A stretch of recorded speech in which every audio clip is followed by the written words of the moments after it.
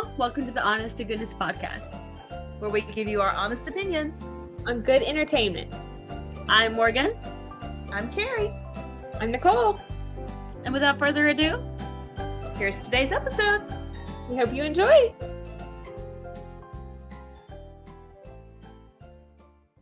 Hey, y'all. We are back. Oh my gosh. It has been, what, like a year?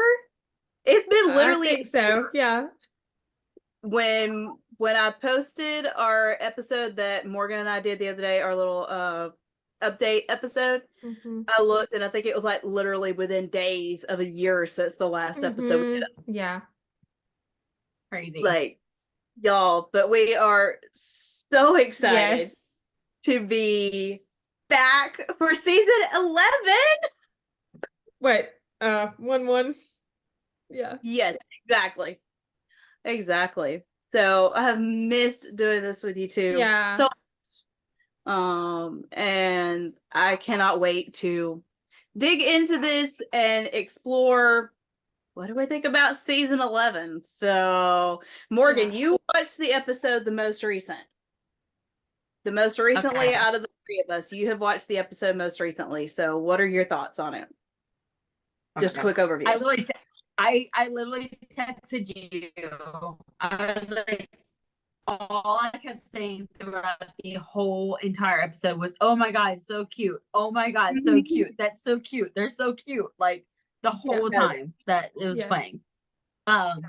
It just felt so much like past seasons. Like even before the triangle, when it was just Jack and Elizabeth, like it felt so much like that. We were able to actually enjoy the side characters and their storylines. Like it didn't feel so crammed and jammed packed where we were like, we couldn't even process what happened in the scene, and the next thing you know, you're being rushed to another scene of a whole different storyline and off screen that we didn't know about because like there's time jumps and everything.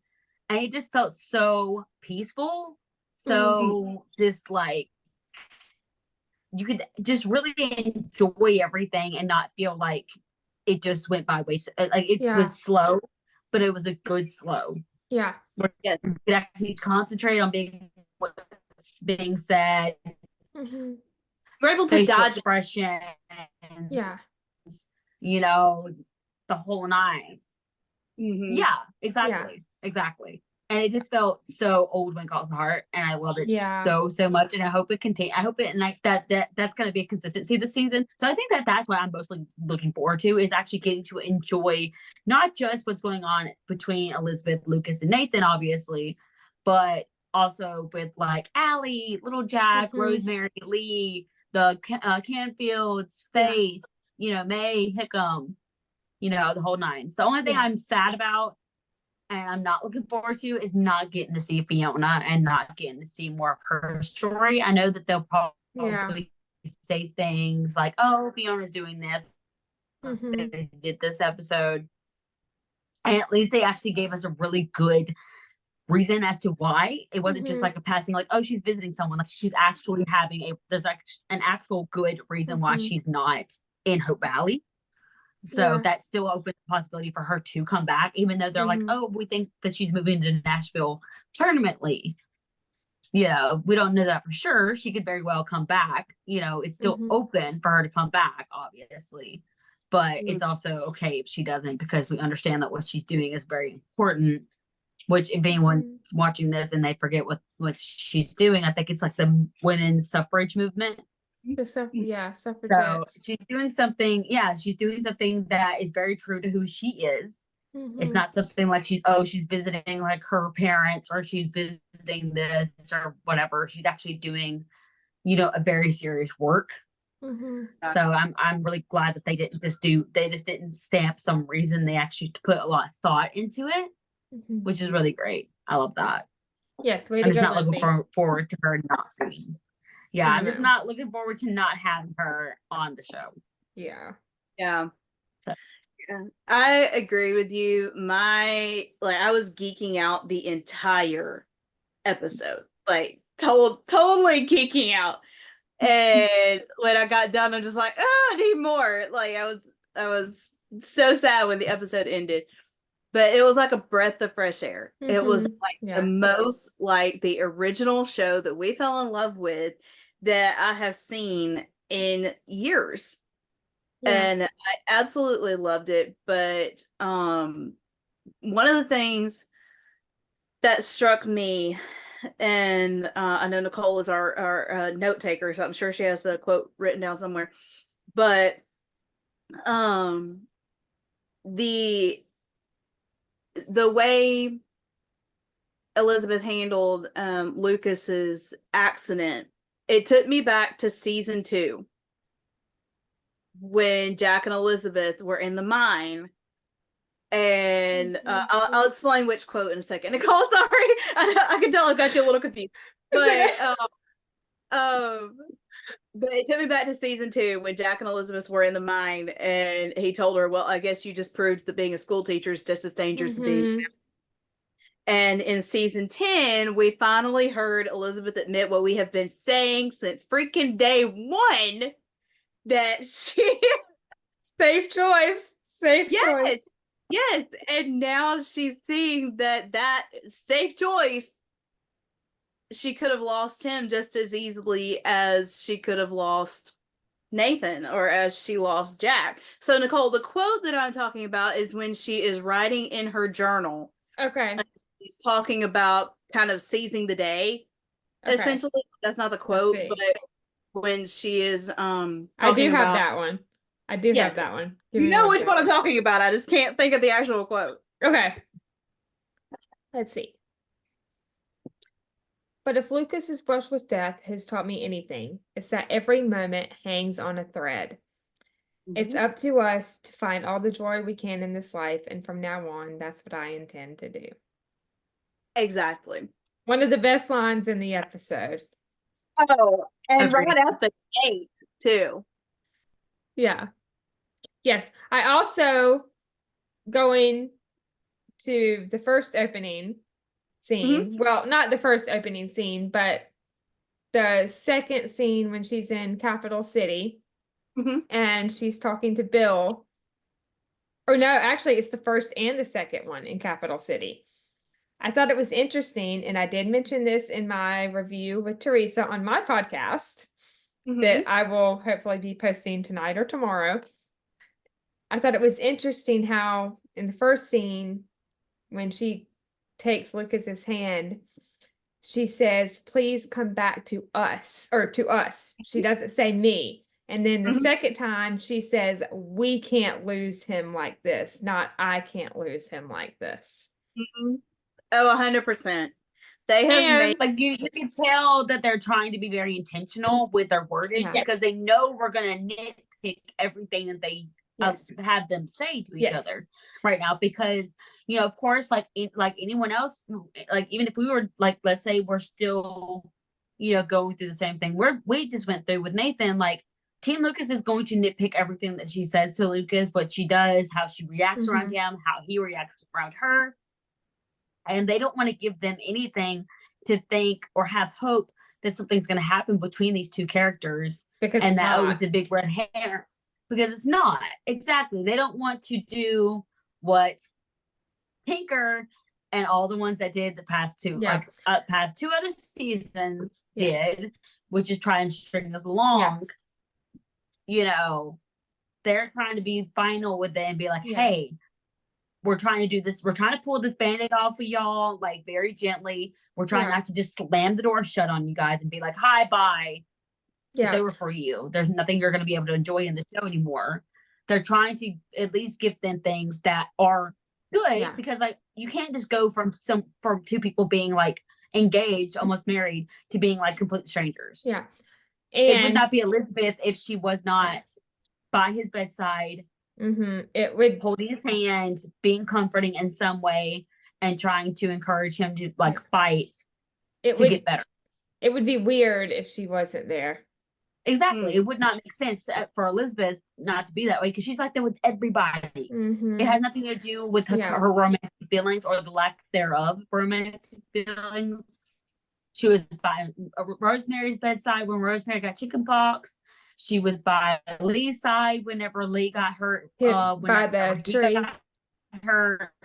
I mean, just by anyone in this town when he got hit by the tree, like, yeah, I mean, she's been by anyone that has ever had any kind of sickness or any kind of serious injuries on this show, any character, she has been by their bedside. So it would make no sense for her not to travel to Union City and be next to Lucas while he's going through this. Also, I got to point this out in this podcast too.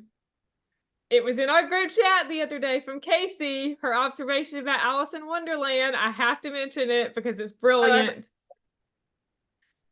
When she drops the handkerchief, Casey was saying how it's symbolism for Alice in Wonderland when Alice drops the handkerchief and wakes up from her nap and comes back to reality. But for Wind Calls the Heart, Elizabeth is waking up from her nap and coming back to reality, realizing Mounties aren't the only ones that can be in danger. Exactly. And how many times Bill was the one that... Yeah, and haven't we even said that it always kind of felt like we always kind of used the white rabbit as Lucas. As Lucas. As Lucas, but like in this moment, it almost kind of feels like Bill could be the white rabbit. Like he's one that woke her up from her nap and everything. Yeah. No, I was thinking about that when Casey was talking about that. I was thinking about all of our conversations like back in season 8 and like throughout the whole triangle of how we kept talking about like Alice in Wonderland or Anne of Green Gables. Anne of Green Gables is another big one because Anne dated somebody else. She almost got engaged to like a rich guy. Roy, I think is his name. Well, it depends on whether books or movies.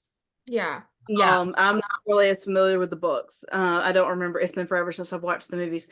But she almost gets engaged to a rich guy, you know, whatever, before she finally realizes that Gilbert is the one that she truly loves, is the one that she's meant to be with, you know. So there's so many similarities, and my heart absolutely goes out to Team Lucas, but I'm sorry. It's over with them. It's over. It's equation. It's mathematics. Yeah. You look. Well, I mean, my thing is that, like, I know that they could have never really done it in a way that wouldn't have broken their hearts or made them upset. I totally get that.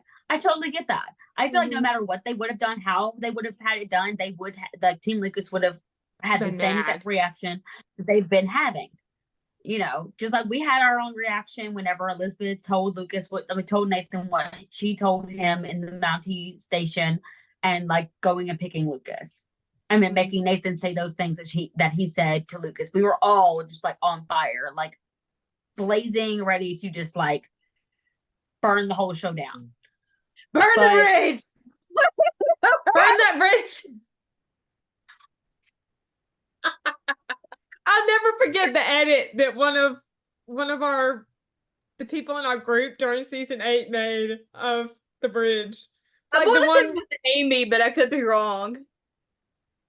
I think it was Amy.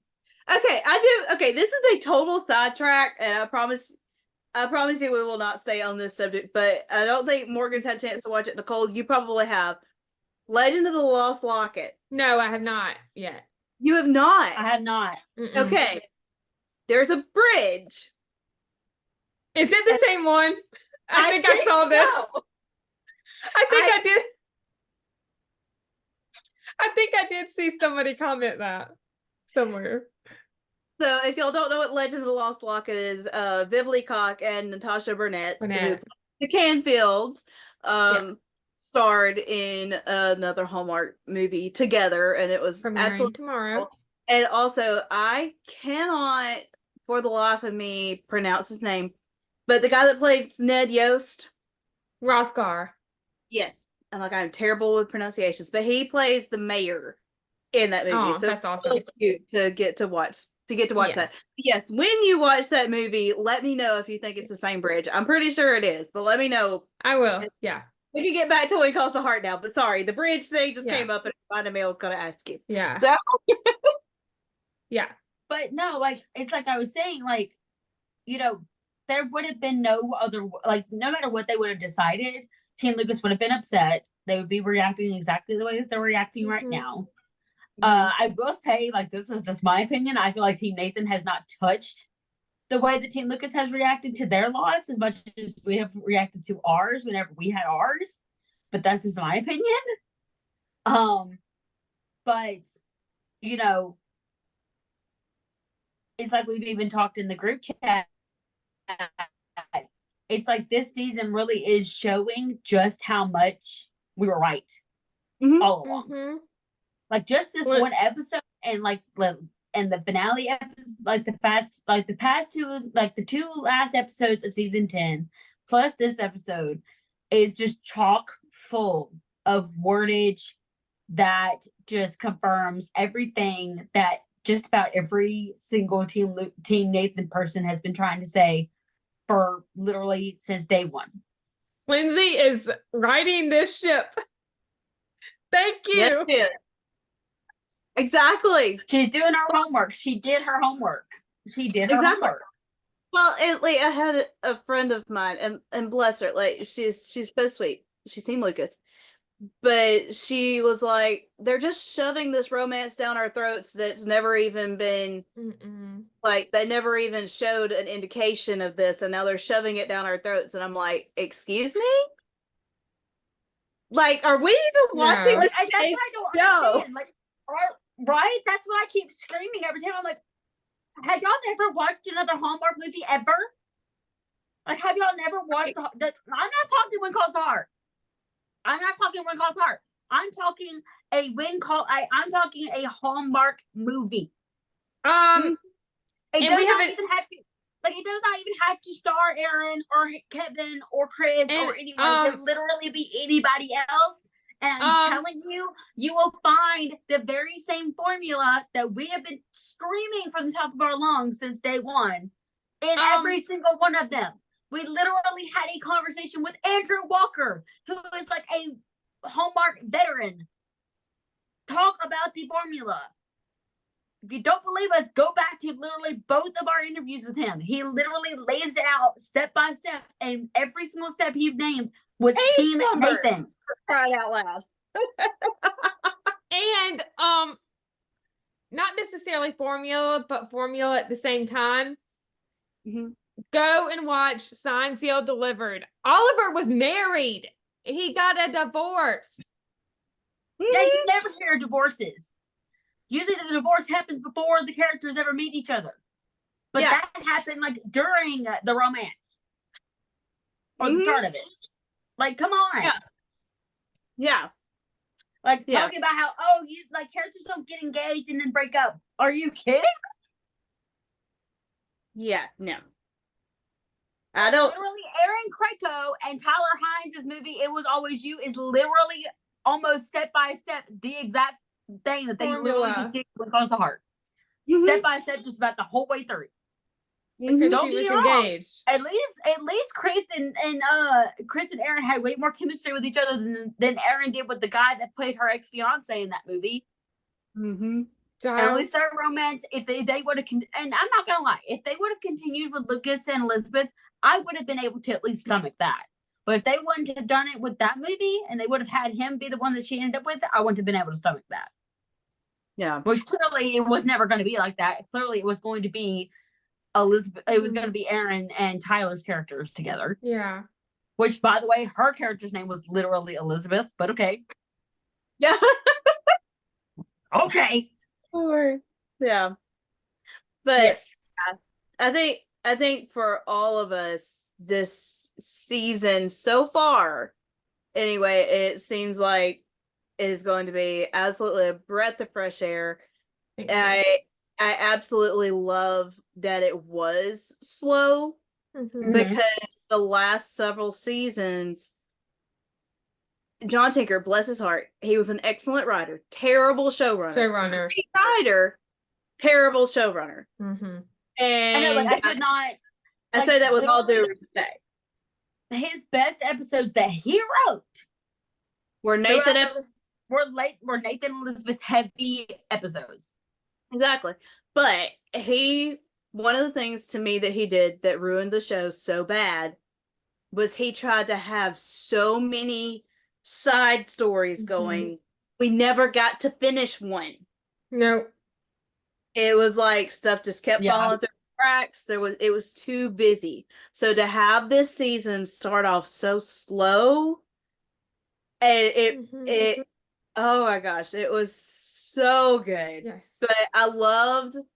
Okay, first of all, we did see Lucas eating ice cream, even if Nathan didn't bring it to him. But we did.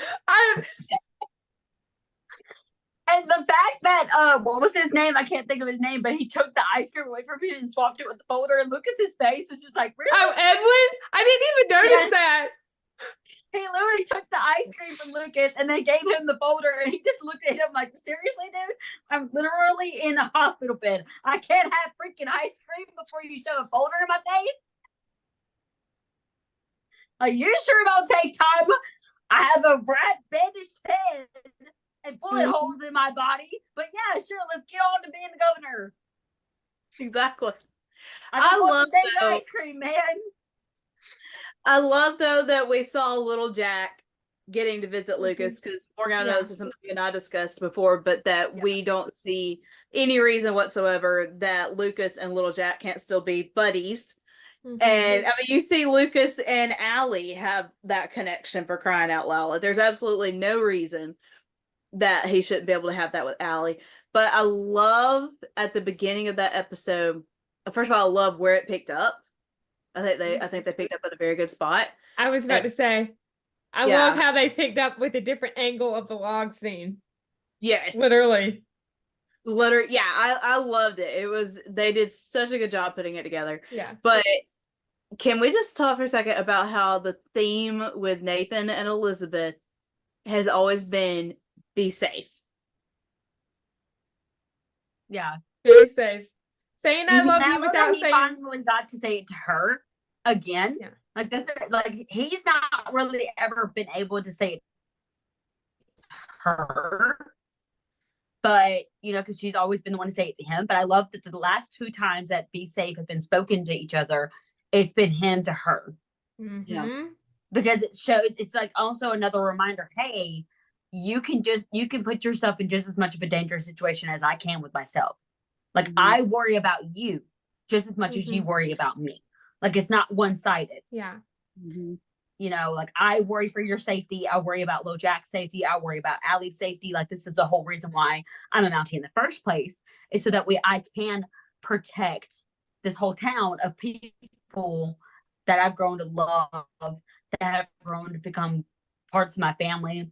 I love that, you know, another part that I kind of noticed in that scene is like you're starting to see Lee and Rosemary really care for Nathan as well in this episode, because you've seen both of them kind of like whenever Nathan came home, you were able to see like, oh, Rosemary get excited and like even being like trying to help Nathan.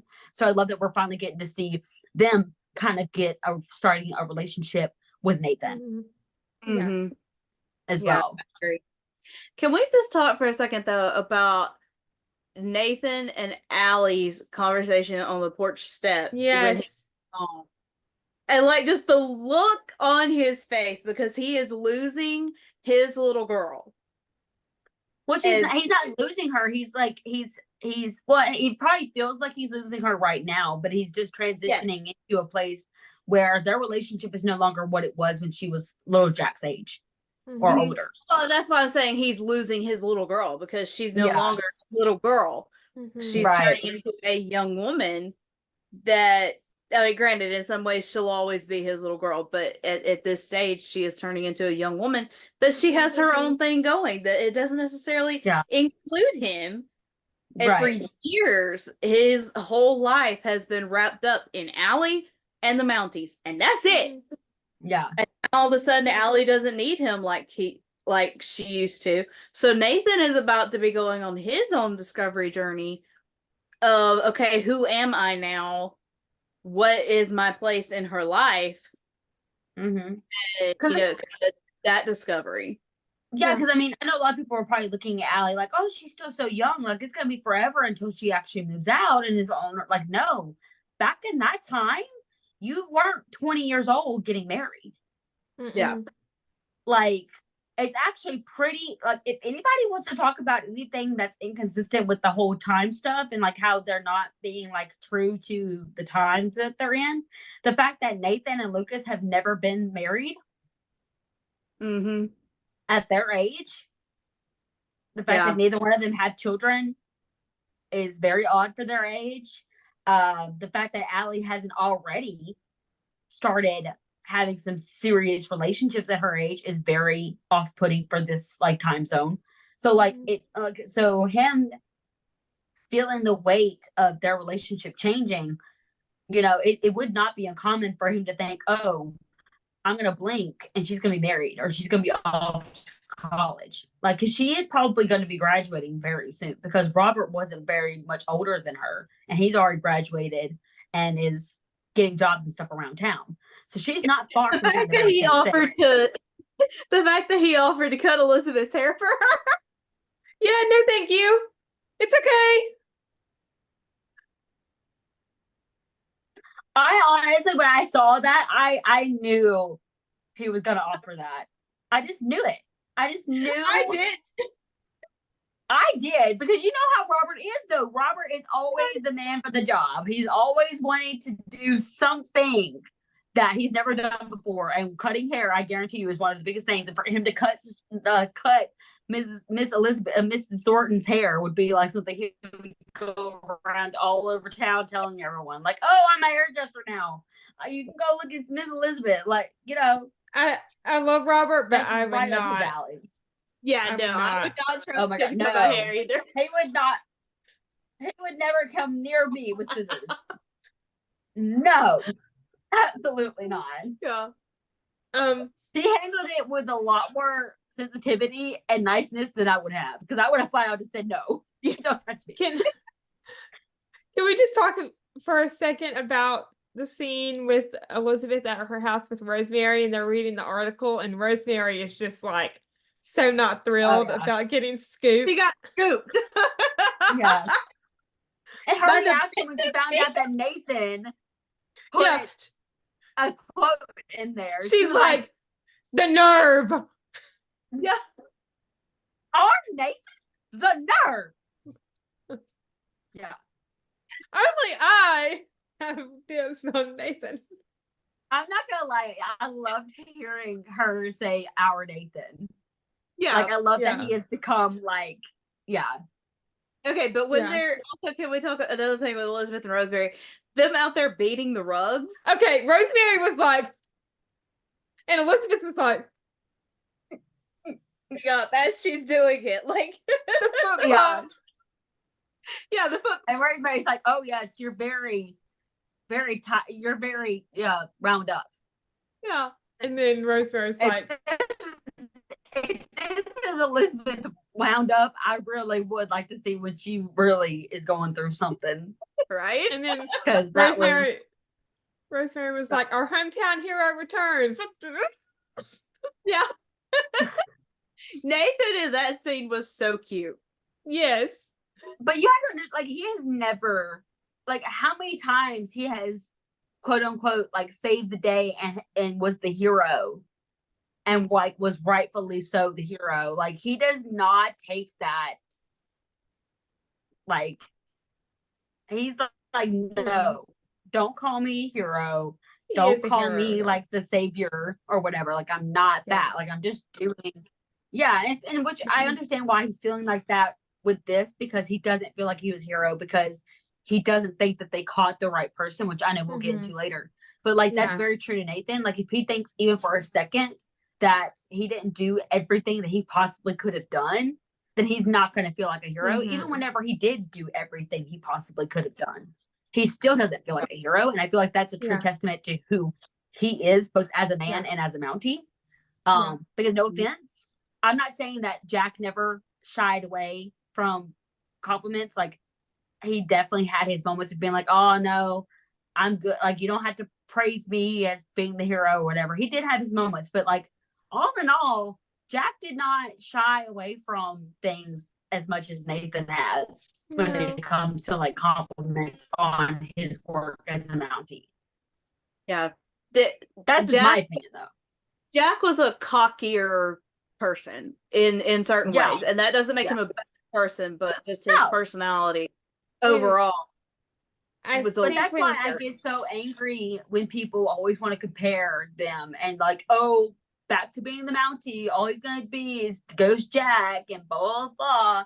And it's like, these two could not be more different. Can we please not start with the Ghost Jack edits again? Instagram.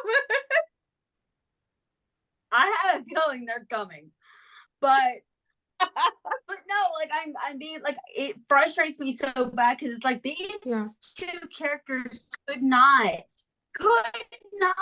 be any more different if you even tried.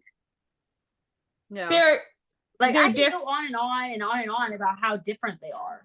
They're different, but at the same time, they're the same because they're the same with, of course, you know, they were both Mounties and they both love Elizabeth, or Jack loved Elizabeth and Nathan loves Elizabeth, if that makes sense. Well, I mean, they have, and they were both good. They're both good men. Qualities. Yeah. Well, yeah, but like they have qualities that you're gonna have to have in a leading man who's in a relationship with the leading woman. You're not gonna stick her with someone who's going to be the exact opposite of her dead husband. She's not gonna go back off the deep end. She's gonna. I mean, everyone has a type. Where the only places where Nathan and Jack have is like the typical stuff that you want in a leading man who's compassionate, loves kids, is generous, has a big heart, you know, is brave, is honest, you know, just good men. You can't really compare those things with each other because like it just makes sense. Yeah. I'm sorry, I had to. But like, obviously, like the basic, like very alarming parts is like Jack was definitely like talkative, out there, bold, you know, didn't shy away from things at all. Whereas Nathan, he struggled with being bold. He struggled with like just putting himself out there. He's definitely a lot more shy, a lot more reserved. Which he's been through a lot that has caused him to be that way. Kind of goes back to how Allie said, like, he's starting to become the Uncle Nathan that he was before Fort Clay. You know, so they're like, so people are like, oh, just going back to the Mountie storyline. If anything, I feel like we don't get enough of Nathan being a Mountie. Not close to how we are with Jack. I mean, for crying out loud, we saw Jack as a Mountie way more than we saw Jack as a man for a while. Like towards the end, we finally started seeing more of Jack outside of the search. Whereas we've probably not seen Nathan as much in his search as we have Jack. We've seen more of Nathan the man, Nathan the father, Nathan the guy, more than we ever got to see Jack like that. So I feel like that's another thing. I think that's another, like, I would love way more of Nathan being a Mountie. Like I loved, like I still go back and say like one of my favorite Mountie storylines of Nathan's was not even really a Mountie storyline. I guess it was just because we finally got to really see him be bold. And that was whenever Allie's dad came into the picture and tried to use her as a way to get money from Nathan. Like seeing him pin him up against the wall, use his skills of being able to lure him and pretty much set him into his own trap was amazing. And I wish that they would put that more. And I hope that I would love for Nathan to swing up into this investigation, even though it's seemingly that they're going to put it more into Bill and Rosemary's hands. I would like for Nathan to have a input into that because like we know like he tried his best with what he could do, but like Hardgrave again comes in and ruins everything. Like he always seems to do with Nathan, which I don't get. Okay, I was gonna wait until later to bring this up. But I'll just go ahead and talk about Hargraves now. I think, well, we've heard that Fort Clay is probably most likely going to come back up. Kevin, I think both Kevin and Lindsay mentioned it when they talked to Sarah and Julie. Don't know when. I don't know if it'll be in season 11 or if there's a season 12, if it'll be then.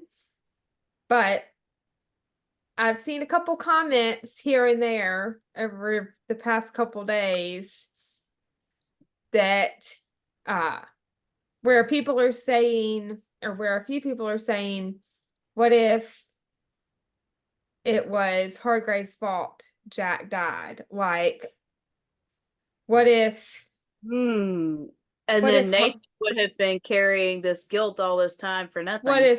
What if Hargraves knew that the conditions were bad and, you know, it would cause a potential landslide and Jack called him out on it, but he didn't listen to Jack and he just sent them out anyway? Yeah. I hope so, because honestly, Kevin and Aaron have talked about how that storyline was their storyline that they created. You cannot tell me that Kevin's going to put his heart into a writing of something, because like some inside information that isn't necessarily inside is something that Kevin has talked about in past interviews when in his early days of like Heartland, early days of When Calls the Heart. He talked about how he's written things. Like he literally had a play that him and his friends wrote and that he actually sold and actually made a lot of money on, and actually was able to kind of get himself in that role, like whenever like early into his acting journey. So we know he can write. He can, you know, build a really great storyline. So you can't tell me that Kevin is going to use his time and his energy to write with Aaron a storyline specifically for her character and his character, and it not be something that's supposed to put them together, not tear them apart. I think if it is, if that is the case, which I think that's very possible, because the way that Hargraves is acting is not normal. It's not normal. No, like you're not going to have a superior officer go out of his way numerous times to sink another Mountie down into the ground like that. If it is the case, I think Teresa said this on our review, but Nathan could have been used as what she said, a scapegoat to cover it up. Right. And it would give. That's exactly what he was doing. You can kind of tell by the way that he obviously couldn't use what was done at Fort Clay because it did not have direct correlation with what he was trying to present with Nathan doing, because it was a completely different charge against Nathan.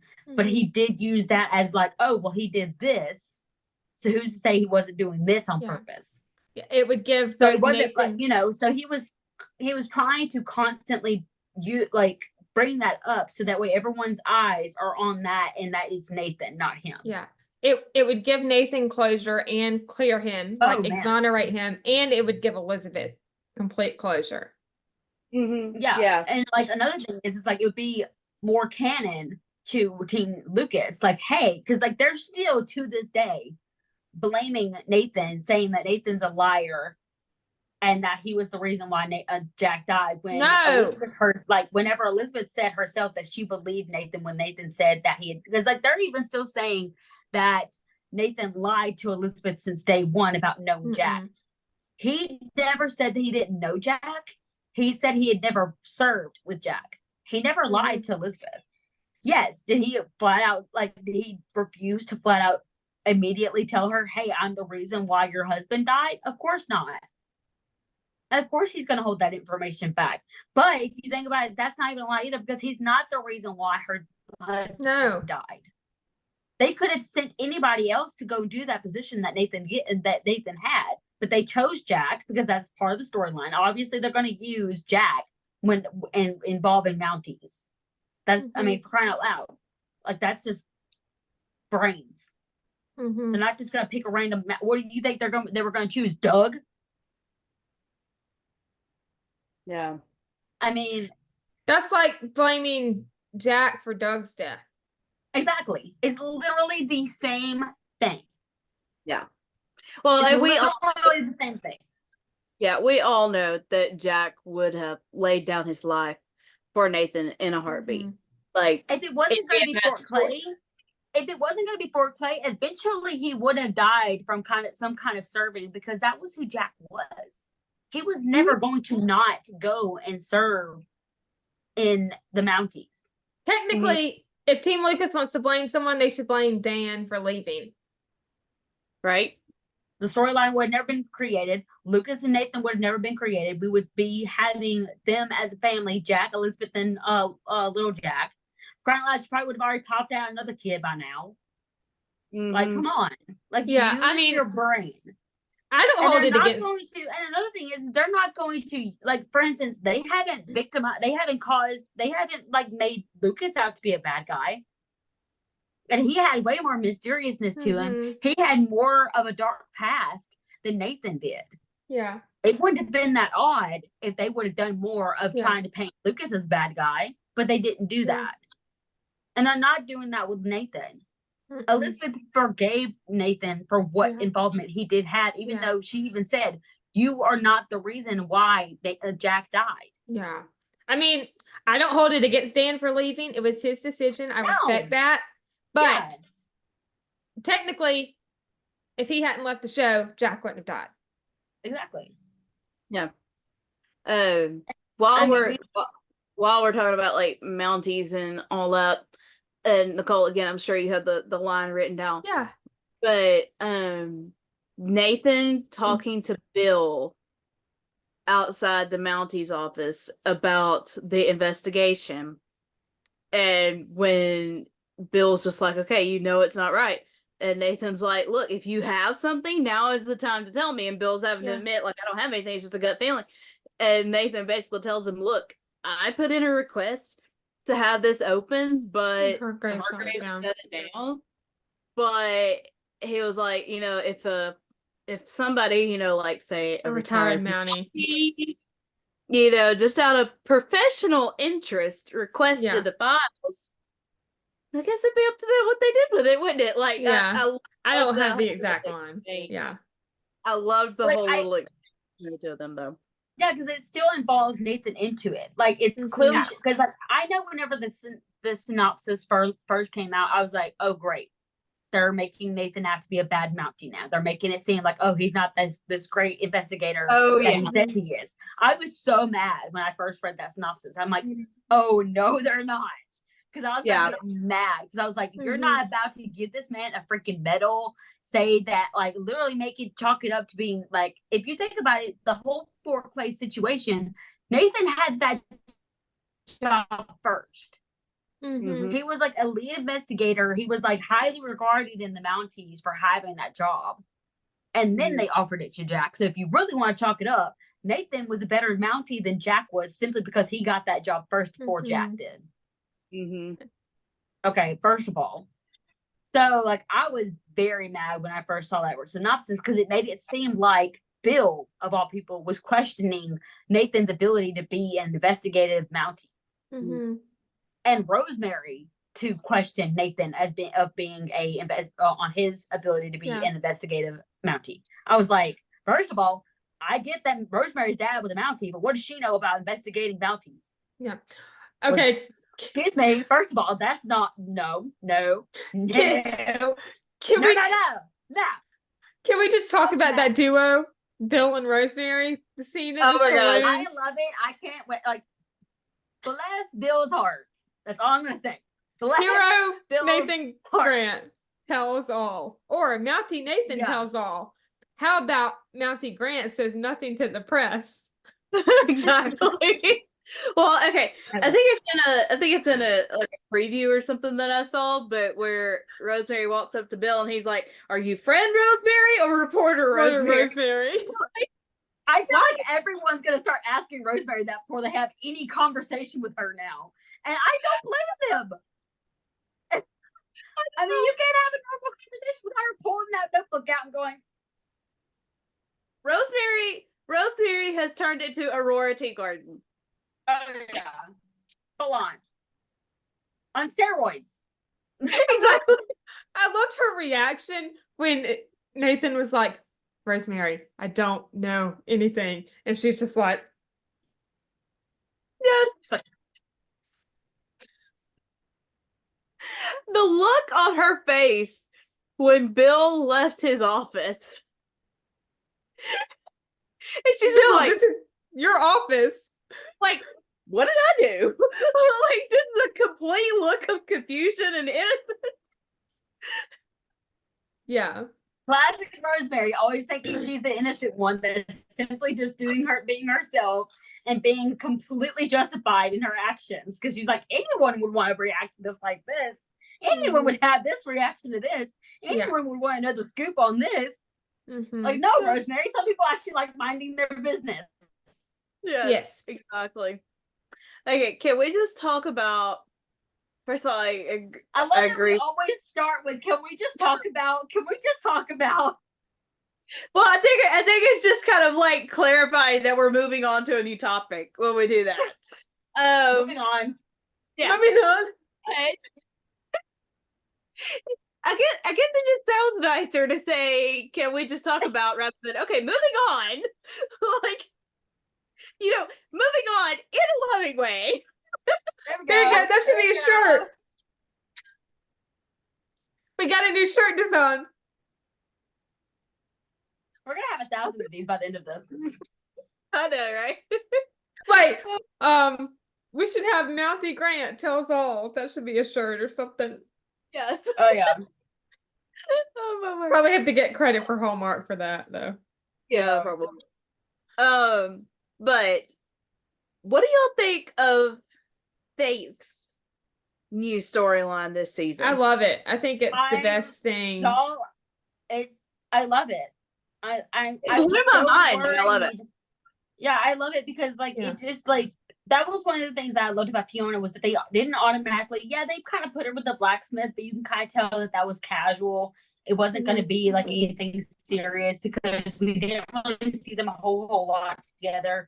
We saw that they were enjoying time with each other and they had chemistry, but it wasn't so hard pressed and so shoved in our faces that it was pressurized.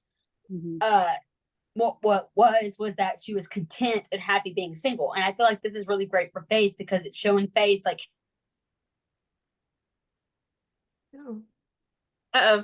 she froze. Y'all know our technical difficulties, y'all. I'm so sorry. And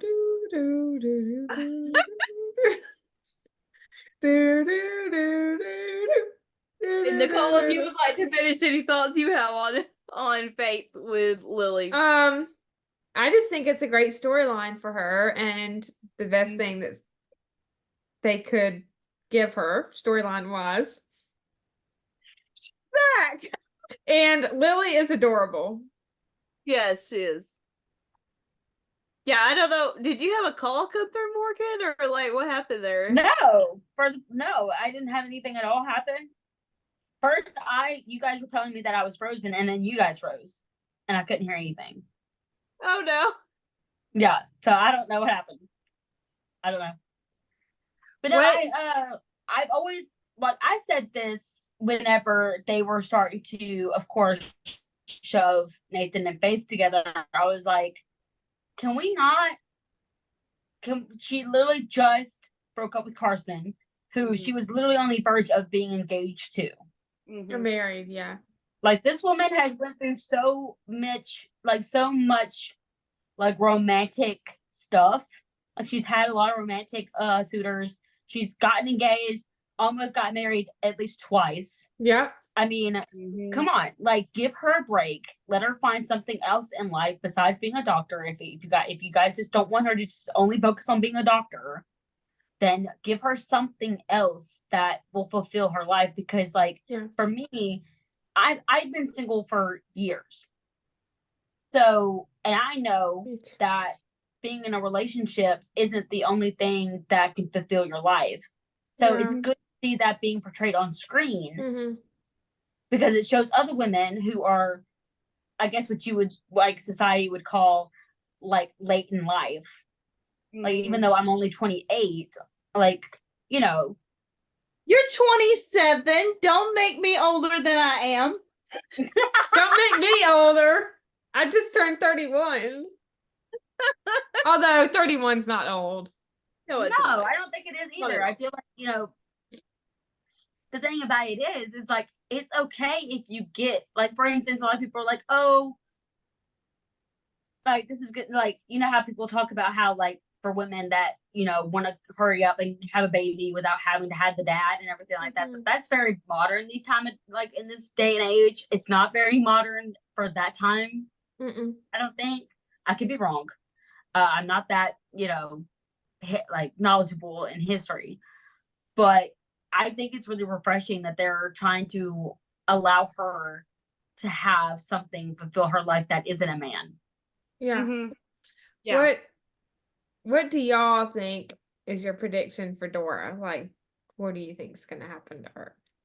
I don't think she's going to make it. I think Faith is going to end up adopting Lily. That's my prediction too. I don't think she's gonna make either. She's not gonna make it, or the doctors are pretty much gonna tell her you were like she's gonna have to be put into assisted living, and she's not gonna be able to have her.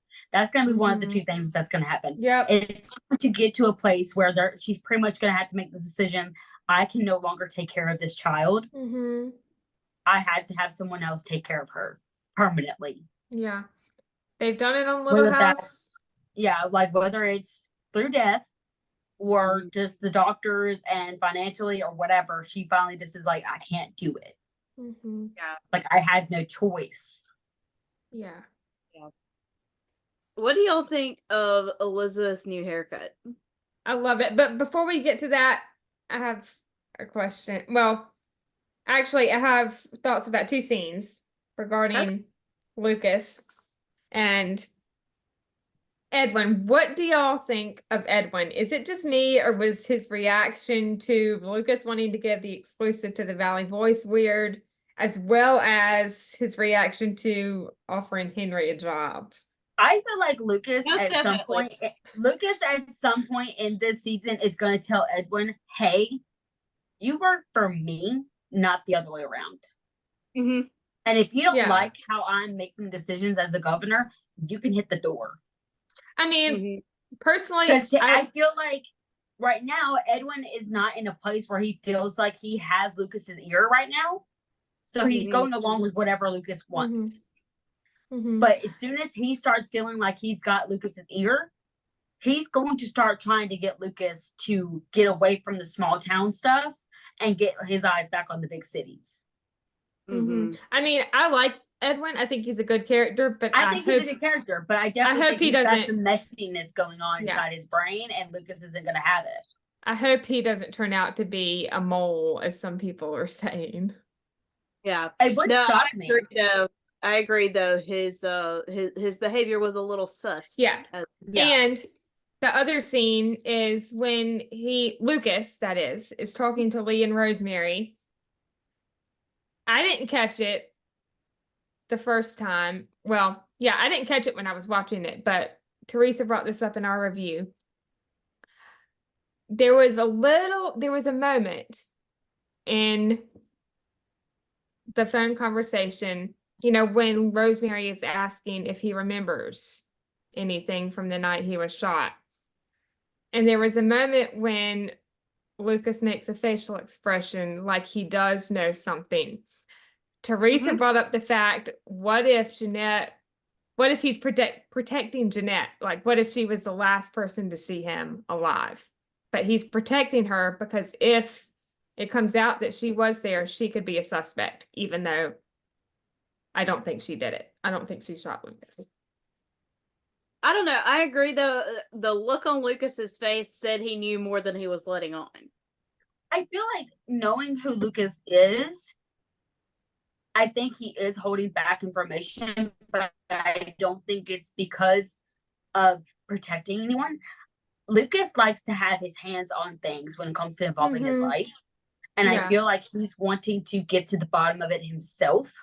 Because no one's going to be, because like, think about it, no one's going to be suspected, like, first of all, him coming up with, like, him saying that he doesn't remember anything, no one's going to be suspecting him to know anything, and for him to be searching things out. Sure. Very true. So he could very well be trying to do some of his own investigation on his own. That could be, yeah, that's a good point.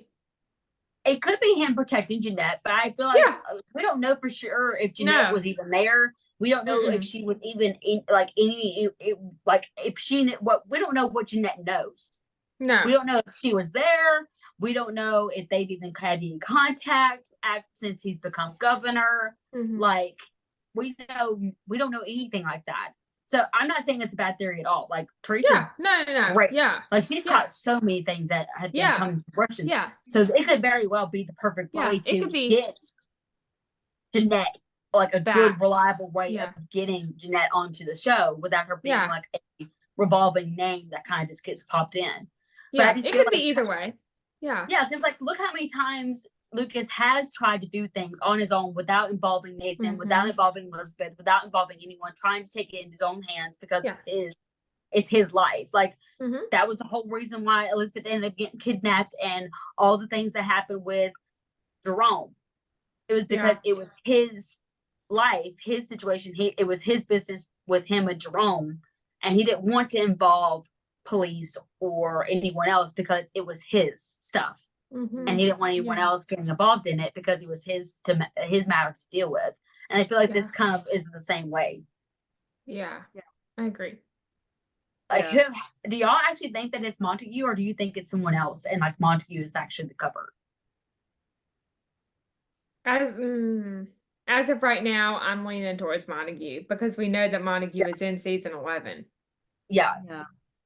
I don't know. Sometimes I feel like it's a little bit too much of a, like, on the nose. But it could be too easy too. So yeah, that's fine. That's the only thing I'm kind of like. That's the only reason why I'm not completely just on board with it being Montague is because I'm like, it's so on the nose. Generally, and you know how the writers love to flip stuff on its head and like give us like those shocking like. Well, generally, somebody like, and I'm just kind of going back in my brain right now, going back to season 10, and I'm drawing a complete blank on the lady's name right this second, but the one that was with Bill. Madeline, yes. But with Madeline talking about Montague, and like, generally is very common for somebody like that to just be the front man for somebody that is never really seen. They just kind of pull all the strings. So that would not shock me, but I definitely think he's involved, whether or not he is the one that is actually the one calling the shots per se, no pun intended. But it would not shock me to see somebody else behind the machine. Yeah, it just, in season 10, it was interesting when right after Lucas gave his speech and Montague and Balfour stormed out, and Lucas followed behind him with Bill, and Montague turns around and he tells Lucas, "You have no idea who you've crossed." I knew the second he said that something was going to happen to Lucas. Yeah. And honestly, hearing you say that line again, think about it. Him saying, "You have no idea who you just crossed." If you really digress, if you really like, what's the word? Digress? No. Dissect? Yes. If you really dissect that, it sounds like he's talking about himself, but like you said, he could be talking about the person who's actually pulling the strings behind him. Yeah.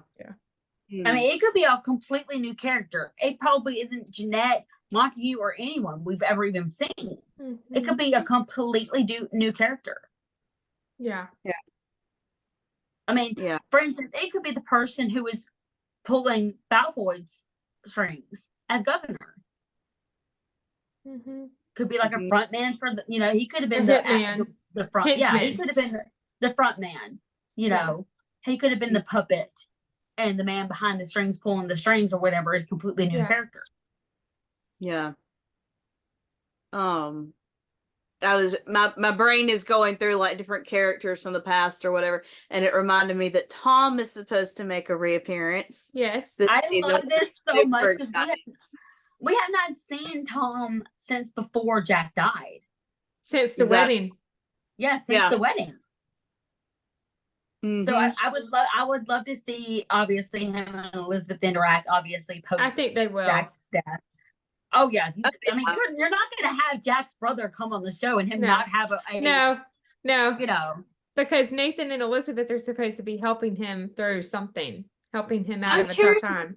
I'm curious though to watch how Nathan and Tom interact. Yes. Yeah.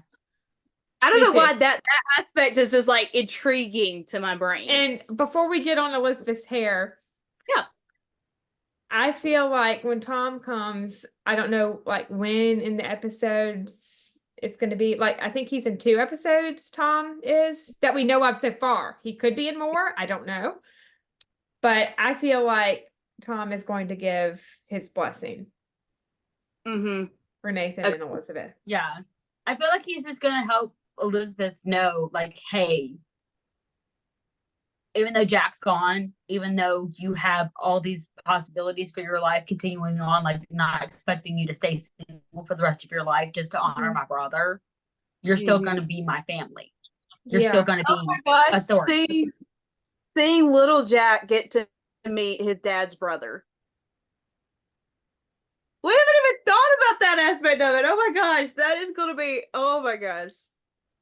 You know what I would love to see? I know we're getting off track from the hair, but okay, we'll get to it. That's okay. I would love, this might be wishful thinking. I don't know. It's possible Lindsay could have added this in season 11, but what I would love is for there to be a scene when someone brought it up recently.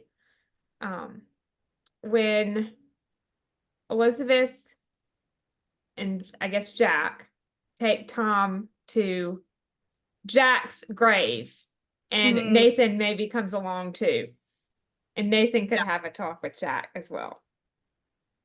I would love to see a like scene. Full closure. Yeah. I would love to see a scene of Nathan at Jack's grave, but I would like it to be something like very simple. And it be from start to finish focused on just Nathan and Jack, not having Elizabeth there, not having anyone else, just maybe he's doing his rounds. And they could even make it sound like it's something that Nathan does, not necessarily on a regular basis, but like kind of like Elizabeth, maybe every few months he goes and stops at Jack's grave. Because I mean, I feel like someone who is dealing with any kind of guilt, especially for someone's death, and you know that person's grave is like there. I feel like it would almost be like seeing unlikely for him not to have visited. I mean, it sounds ridiculous, but I don't know another way to word it. Y'all are gonna know what I mean without it sounding weird. Y'all know I'm weird anyway. So anyway, like seeing Nathan go to Jack's grave in a sense to quote unquote ask his blessing. Yes, like, okay. No, that's ridiculous, but you know what I mean by that. Yes. Maybe there can be 2 scenes. Yeah, one not with necessarily ask for his blessing, but just kind of like pour his heart to Jack and being like, hey, like, even maybe making some kind of comment like, I understand why you married her, because I kind of want to too now. Maybe there can be 2 scenes at Jack's grave like we got in season 10. One with Nathan talking to Jack, and then one with Elizabeth and little Jack and Tom. Yeah. I would love to see a scene in Elizabeth's row house, like of maybe Elizabeth like being upstairs or something and coming downstairs and finding Jack and Tom sitting there with Tom telling Jack stories. Yeah. Or something. Like that would be so sweet. Like just her in the background walking in on this, like just kind of standing back watching the two of them interact and talking about Jack and whatever. That would be so cute. So cute. Yeah. I'm also interested to see Tom and Faith's interaction as well. Yeah. Because Faith also has her own history with Tom. So this is true. Really great. I forgot about that. Yeah, she has her own history with Tom. So I mean, it's not obviously like how it was with like Julie and Tom, but they did have some interaction with one another. So it would be really great to see them, have a conversation. Yeah. Which I think we are gonna have, because like there's pictures, and I think they're in. Aren't they in? Like I could swear it's like there's a picture of. Yeah, it's a picture of Faith, and you're seeing Faith in the front, but it's like a man's back. Oh yeah, it was from one of the promos. Yeah. I'm pretty sure. I'm pretty sure that's Tom. Yeah, I'm pretty sure it's Tom. So I can't wait to see what that interaction is going to be like. Mm-hmm. Yeah, absolutely. Okay, I also kind of feel like this is because I feel like they always trying to do they kind of do this with Nathan, and I kind of don't like it, and I kind of do with some certain things. But it's like, can you imagine, like, saw Nathan running with his red surge on? Like, imagine Tom's reaction to seeing red surge running through his valley. Yeah. That's true. And it kind of stopping him and like knocking the breath out of him a little bit. Mm-hmm. Yeah, that's true. That's true. Now the big topic at hand, the hair. Yes, I'm sure. I was waiting for the death. I was waiting for them to like do something. Mm-hmm. Yeah, because I feel like with Elizabeth, she's never really ever changed drastically, and it's literally been 11 years. Yeah. Okay. Can we just thank everyone? Thank whoever came up with this. I think it was partly Aaron. So thank you partly to Aaron. He's probably tired of wearing wigs. The horrible, horrendous season 5 wig. Even Aaron commented on how horrendous that wig was on Heart to Hearties. Yeah. Yeah. I'm sure she is glad to be getting to not have to wear extensions or a wig or however it was she was doing it. I love the haircut. Yeah. Wig. But I think it is adorable. Also, the fact that her skirts are shorter. Yes. Now is adorable. But the looks between her and Nathan when she walks in the saloon, and even like after they've had their little "you look great, thank you," type of exchange. Did you catch the second one? And he is like literally, he is checking her out, dude. She's checking him out too. They literally both look each other up and down, and I'm like, okay, the fire. I know. Nicole's heart is getting steamy up in here. Keep it PG. No. I said this on my review, but it is a simmer right now that is literally about to just boil over into an explosion. Yes. Like, y'all, I think my favorite episode that I'm looking forward to the most that's going to be in the season is definitely the Easter. Whenever she falls in his arms, just that little cut. I was like, you're totally lip staring. Like 110%. 110%. And I know that they're going to get interrupted. That is too much of a like look and moment where they're going to get interrupted. I don't know if it's going to be Little Jack. I don't know if it's going to be Allie. It most likely going to be Rosemary, with Rosemary going like, oh. Yeah. And like, yeah. Well done, Morgan. Perfect Rosemary impression. Wait, do that again? I missed it. Do that again.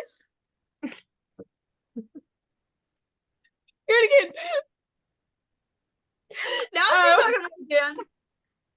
Now she's talking about it because she's laughing. Okay. Oh my word. Like, but oh. Yep. That like, is that. like turn around, like as soon as she says like I can just see her arms going like oh, and just like running off, like literally just like turning around like oh, okay. Yep. Yeah, because we know how Rosemary's hands are always like, oh, yeah. Yeah. I thought it was cute though. That one, and then the other scene that I'm looking forward to, I'm pretty sure it's next episode. I think it's episode 2, but where they're standing outside the saloon and he tucks her hair. She is totally lip staring in that scene too. Lord help us, y'all.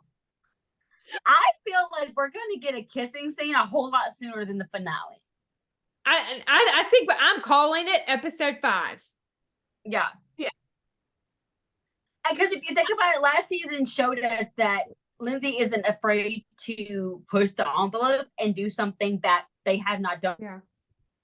When calls are, because like for instance, like Elizabeth's breaking up with Lucas on the episode before the finale instead of the finale, like that is definitely like a very I think out of pocket for When Calls Apart. I think we're gonna get more than one kiss, but I think their first kiss is gonna be episode 5. I'm calling it. And what was interesting is Lindsay's interview. Well, Lindsay and Elizabeth Stewart's interview with Heart to Hearties. I think it was posted yesterday. Now I didn't watch it, but from one of my group chats, they did a little game at the end. It was kind of like a battleship kind of game where they were like, they're asking all these questions about different things, like, well, Lucas worked with Henry, and hit or miss. They said, I think Lindsay said, I can't remember what she said. I think she said hit, maybe. And they asked about shirtless Nathan and wood chopping. Like, will Nathan be wood chopping when he's shirtless or whatever? I can't remember exactly how they worded it. But she was like, hit on the first part, which means like the shirtless part. She didn't confirm the wood chopping, but okay. If we could just remember how everybody went nuts when Nathan's surge was unbuttoned that time, so we actually get a shirtless scene. Okay, before we y'all already know Team Lucas is gonna start talking about how this was supposed to be a PG family show and you got this, man. Okay, before we get to that, I need to get to my point with the kissing thing. So it was asked, I think the question was, will Nathan and Elizabeth's first kiss be in the first half of the season? Something like that. And Lindsay was like, what was it? Classified. Oh, juicy. Oh, that's good. Interesting.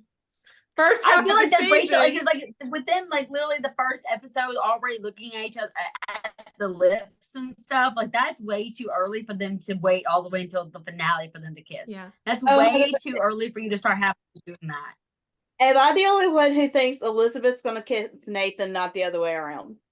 Oh yeah, it's not gonna be the other way around. It's definitely gonna be her initiating the kiss. There's no way. I'm sorry, I love Nathan, but he is way too like shy for that. Episode 5. I feel like she's just gonna flat out grab him by the face. I feel like he's just gonna grab him by the face and just be like, episode 5 at the cabin. Yeah. Calling it. I said episode 5 at the cabin. Okay, but what cabin? Like context. The cabin, like the cabin where they had caught up in the wind. Yes. Oh, okay. Okay. So what's going on in episode 5? I say that I'll mention what's going on in episode 5 in a second, but I say that because it's interesting. Angie posted a reel not too long ago of the cabin scene, and Aaron commented on it with the eyes emoji. Ooh, okay. But in episode 5, it says something about Nathan and Elizabeth clear up a misunderstanding. That would definitely clear up any misunderstanding. That's why I'm calling it episode 5. We'll see what happens. I'm very curious for that. Speaking of like going back to things though, I love Shirtless Nathan. That I love that we have Elizabeth and Nathan watching, technically they're playing, but quote unquote watching, we'll just say watching the sky. Yes. Together. And we had that with Jack and Elizabeth in season 1. Haley's comment. Okay. Yep. I have to bring this up because it's too good not to bring up. It was also brought up in my other review. But When Calls the Heart's timing on certain things is impeccable, because we got the Venus and Jupiter aligning. It's like the planets aligning in episode 1 with the solar eclipse the very next day. We got the quarantine episode when Rosemary got chickenpox the same weekend or whatever we went into lockdown for COVID. Y'all are gonna laugh at this next one. I cracked up too. I forgot about this one until Teresa brought it up. But the episode that Florence slapped Henry was the same weekend that Will Smith slapped Chris Rock at the Oscars.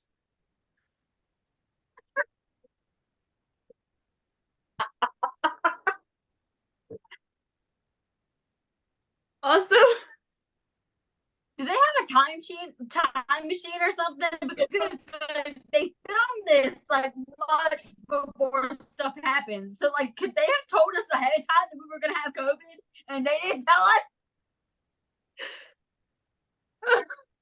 Oh Lord, that is hilarious. That's what I'm gathering here, is that they had intel that we were gonna have COVID and they didn't tell us. Yeah, that is hilarious. But no, I think like I'm very much enjoying the slow burn, but at the same time, I agree with Nicole. Like when it picks up, it is going to burn like wildfire. Yeah, okay. And I want that. Like I want it to be like, I guess because like it's like what you said, Kerri, at the end of like after you watched the episode, you were like, no, I want more. Like that's how I feel about everything. And it's like like I know that there's so much that they could do even after they get married. Yeah. But it's like, are they gonna do that? Yeah, you know what I mean? Like, are they gonna do that? Or are they gonna like, you know what I mean? Because like we aren't for sure. I mean, because like for instance, like I hope that Lindsay has a long running history with When Calls Heart. Like I hope that she stays the showrunner, but we're not guaranteed that she's gonna be the showrunner. So it's like, I guess I'm mainly worried about that is because like look what happened when we got a new showrunner and like Alfonso was no longer our showrunner and we got John Tinker. Look how much damage was done when they were, you know. I don't think we'd get John Tinker back because he was fired. No, I know. I'm not saying it's going to be John Tinker, but it could be very well someone else that's a lot like John Tinker, who does not, you know what I mean? Like Lindsay has proven herself to know the history of When Calls the Heart.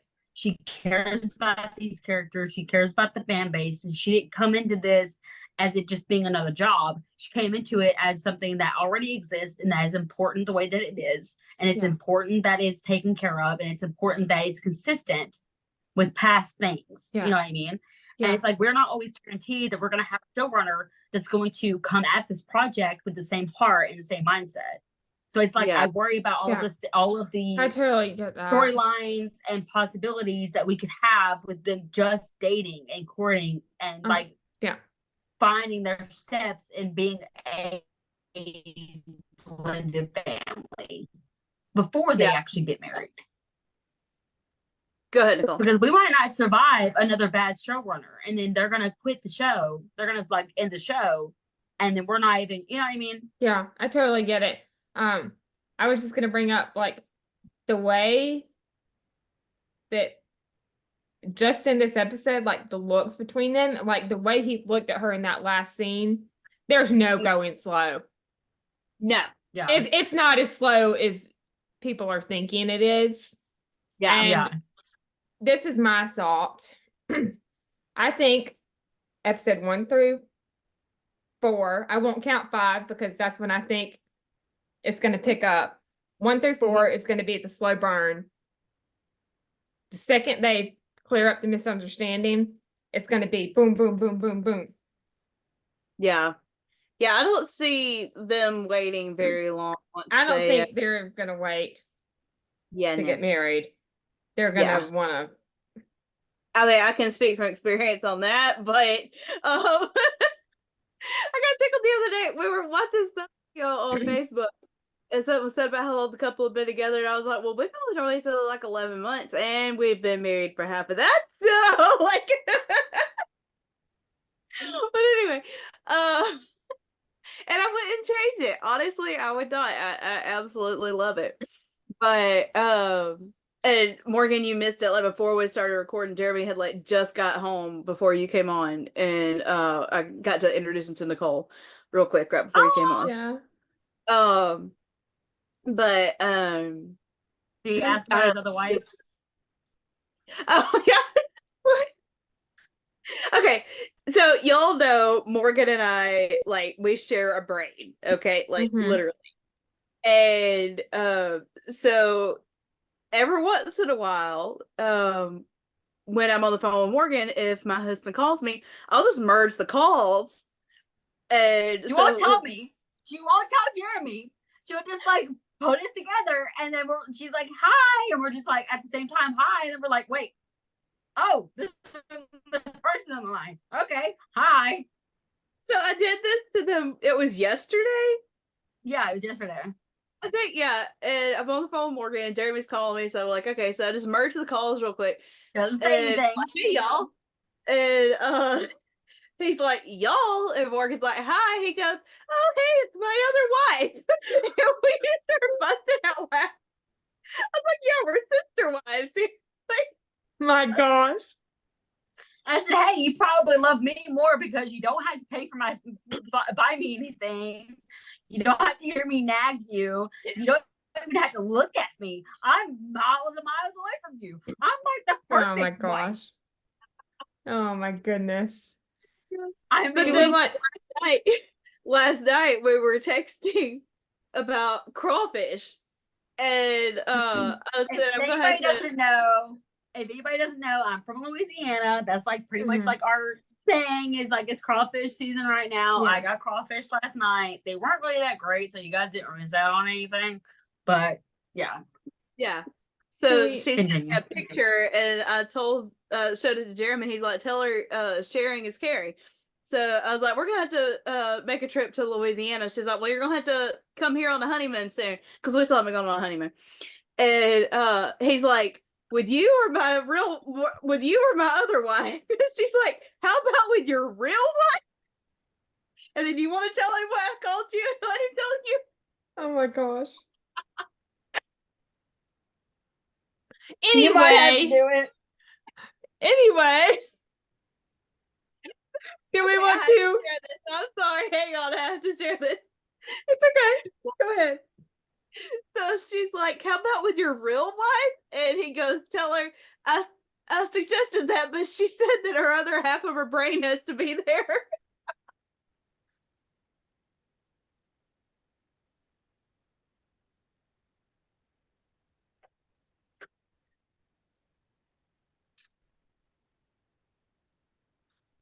Anyway.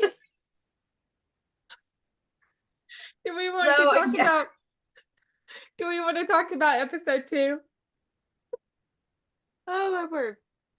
Yes. Okay. I have seen the little sneak previews and stuff of episode 2, and I am very much looking forward to this. Rosemary already playing matchmaker. Yeah. Freaking adorable. Yes. And I thought it was the fact that we were able to have little Jack still call Lucas Buddy, which I know he called him Buddy at the hospital, but him doing it even in private and everything with his little birthday card for Mountie Nathan. And like I love precious that he kept telling Elizabeth that she couldn't see it. Yeah, not yet. She was like, "Can I see your card now?" He's like, "No, it's not yet. Like, it's not yet." And she's like, "Okay." Yeah. And he's like, "Yeah." And then he finally shows her, and like it's a drawing of the family. That total foreshadowing. And I'll get total 100%. Foreshadowing. And I also thought it was sweet. But it just goes to show you, because like I feel like that was like purposely done, because like we've always like that was pretty much what we've always been doing since day one. It was not us just shipping this couple, it was us trying to put together this family. And I feel like that's very foreshadowing for Lindsay to do that, because like it was always like grant us a family, or like all this kind of stuff. And like they, Lucas kept talking about how, well, I mean, they kept like Team Lucas's biggest thing is like, "Oh, I can't believe you're doing this to this poor precious child. Like he's gonna be so confused, and so like not wondering why he can't have his buddy anymore." And it's like this, like the first episode, and now this second episode, it's not even going to be a question. No, and that's one reason why I think that is another reason why I think the wedding is Nathan and Elizabeth, because that card was total foreshadowing. And I've heard that Lindsay has a blended family. Oh, that's so great. Which is interesting. Hey, I am not just no. There. No. I know, but I know you're not judging the fact that I don't think it's going to be a wedding. No. I know you're not. I'm just putting it out for anyone that does think it. I'm not going to be mad if there's a wedding. I don't think I have to say that, but just in case, I'm not going to be mad if there's a wedding.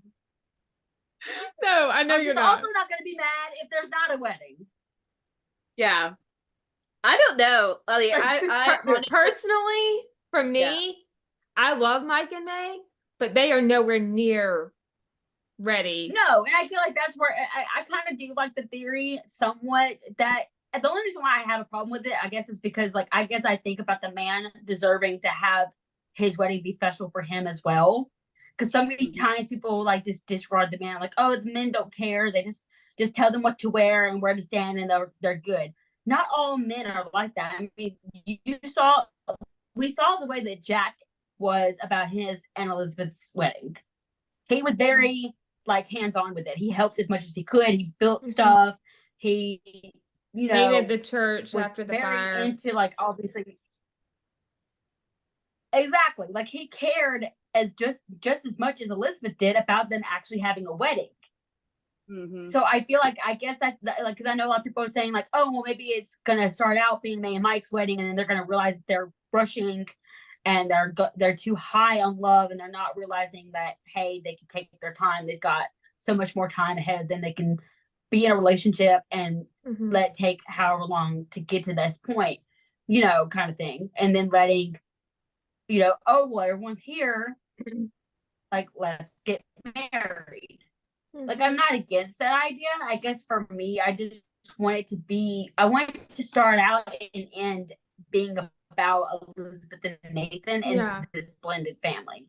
I mean, I think it could. And I mean, Lee and Rosemary got engaged and married in 2 episodes. So, yeah. What do y'all think? Yeah, I mean, I'm not saying Morgan, I think I think you and I have talked about this, Morgan, and I could be totally wrong. We might have talked about this on a live. I might have dreamed it. I don't know. But what do y'all think, and more specifically, Nicole, because I think Morgan, you and I have talked about this, but what do y'all think the likelihood is that Nathan already has a ring? I think it's possible. I always said, like, I feel like it's going to be like, I feel like it's going to be like a family heirloom kind of thing. Yeah. I think he already has it. Like, whether it's his mom's ring, it might even be Kathleen's. Like, I mean, Colleen, yeah. Colleen, not Kathleen. Colleen, yeah. I think it's Like, possible. I feel like it's going to be, yeah. And you also, the Sorry, go woman ahead, that's Mark. in that video I sent you, Kerri, the one that everyone's bringing up about like the bridesmaids dresses and stuff with that Minnie and Faith are wearing. I sent you the video today because you weren't sure which video it was. There's a woman in the video that no one knows who she is and what she's playing. I know. No I one recognize recognized her. I her. just can't No figure one. out why. She's been in a lot of So Hallmark stuff. A lot of people are saying that she's either going to be Mike's mom or Nathan's mom. I don't think it's Nathan's mom. Because Kevin said we wouldn't see Nathan's mom, but Could be a red herring. Okay, am I the only one who would love to see Mike's mom and sisters all show up? yeah, Yes. that would be awesome. Do you imagine everybody's in? Can you guys imagine everyone's, like, especially Bill and Lee's reaction to meeting Mike's parent, like Mike's mom and siblings? Yeah, that would be Because, awesome. like, we all know how Bill is with Mike. Yes. But yeah, Yeah. one other thing I was can going to see say. Bill having a really great reaction. Yes, me too. Yeah. Mhm. One other thing I was going to say, and I think I said this in the Instagram live I did with Teresa the other night. I find it interesting that like everything after episode 5 for Nathan and Elizabeth have them doing stuff together as like a couple, like coupley things, like co-parenting, which is another reason why I think it might be them. Yeah. Well, and Morgan and I discussed this the other day on a phone call, but we were talking about how a lot of people think once they get married, like there's no storyline. I'm like, quite the opposite. Yeah. I think there's a lot of storyline. First of all, we never got to see Jack and Elizabeth married. One episode. So, yeah. But I was like, I think even Allie, because like the two of them dating, she's going to be ecstatic. Like she's just going to be happy that her dad is finally happy and whatever. Like she's going to be over the moon about that. But I think with them being married and Allie adjusting to, she's had Nathan to herself her entire life. So now all of a sudden there's another woman in the house, and even like her just like wanting some of his attention, but his attention is divided towards Elizabeth now. Yeah. Or even like her walking downstairs or something and they're hugging or kissing or whatever. Like just the awkwardness of her adjusting to them being married. Yeah. I mean, I don't think she would necessarily run away. If she was a little younger, I would think that would be a possibility. But she's a little too old for me to think she would do that. Yeah. But I mean, we've got them working together, like helping Allie after the whole thing with her dad. We've got Nathan and Elizabeth helping Tom with whatever. Which I'm excited to see.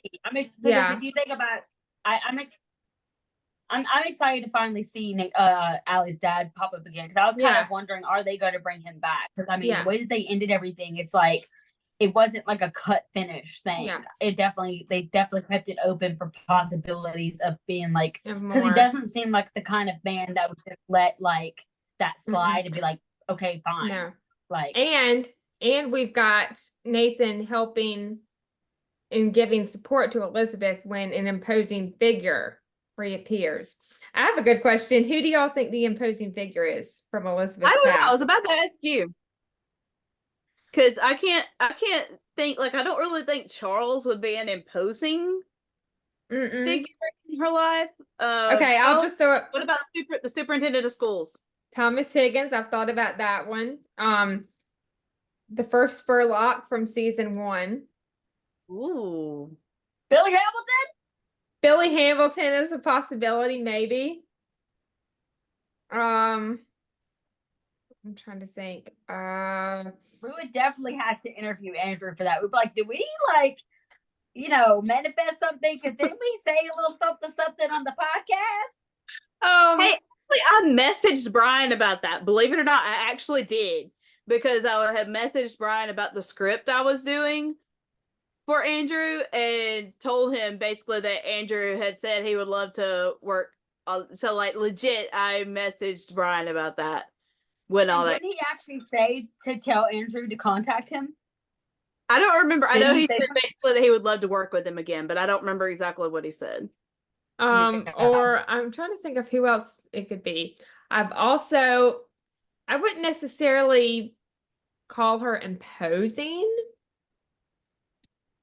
but I've seen a couple people say, what if it's Jack's mom? What if it's Charlotte? I don't know. Brooke Shields she's been doing some movies and stuff, but I think around the time that she was doing she's got a movie that's fixed to be put out. And if I'm not mistaken, it was filmed around the time that When Calls the Heart was okay, then it probably isn't Charlotte. Yeah. Unless it was a different actor. Yeah. What if it's like posing figure? I'm trying to think of who else. I mean, I thought about Nathaniel. I feel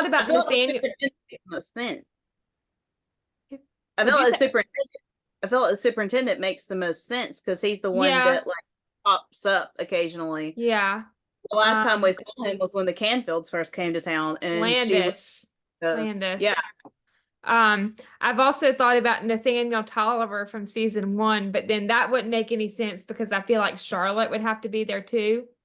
Charlotte Hegley. Mm-hmm. Because she was also captured by the Tolliver gang. So yeah. I don't know. And we know Charlotte has flat out said she's not in season 11. Yeah. I have another question. Going to the surprise party, what do you think Nathan means by a night full of surprises? Oh. Honestly, I have wondered, like, there's a side of me that has wondered, like, if, like, what kind of sparks are flying between the two. I think it is too early for a kiss, but then there's a side that kind of wonders at the same time because of that. I wonder if there's going to be a kiss on the cheek. That's more what I'm thinking. Or, like, an attempted kiss that gets interrupted. Mm-hmm. Or something. I do think that they're going to have a private dance. Yes. Like, what if I do agree with the dance? What if maybe like the other full of surprises thing? Like, maybe I feel like a lot of it's probably gonna be something that breaks through with obviously the whole investigation thing. I feel like that's gonna be something, maybe a new surprising, maybe some information that they did not have before comes out. Mm-hmm. Elizabeth said that it was a night full of surprises. So, like, So, and then Elizabeth, more than one thing. Elizabeth is like, wasn't it though? Yeah, it doesn't have to involve them. It can involve other characters, right? On the show. What if there's a, like, when he's doing the hair talk thing, what if this might just be wishful thinking? What if she, like, when he's pulling whatever out of her hair that's in her hair, because we know that he's going to be pulling something out of her hair. I mean, what if what if she takes his hand and she asks him to dance? Like, will you dance with me? Something like that. Kind of to like reverse the season 6 dance with Lucas. Okay, hold up. Like, I really don't see this happening. And I'm just waiting for Morgan's reaction here. And I'm not saying in this scene, but what Morgan specifically, because I want to see your face to this. What would be your reaction to Elizabeth asking Nathan, take a walk with me?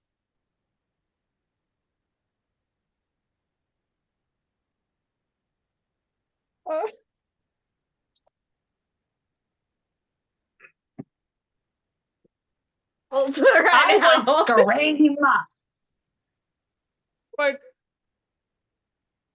I would literally probably pass out. Like, I would probably literally, like, my breath would get hitched in my throat, and I would just pass out.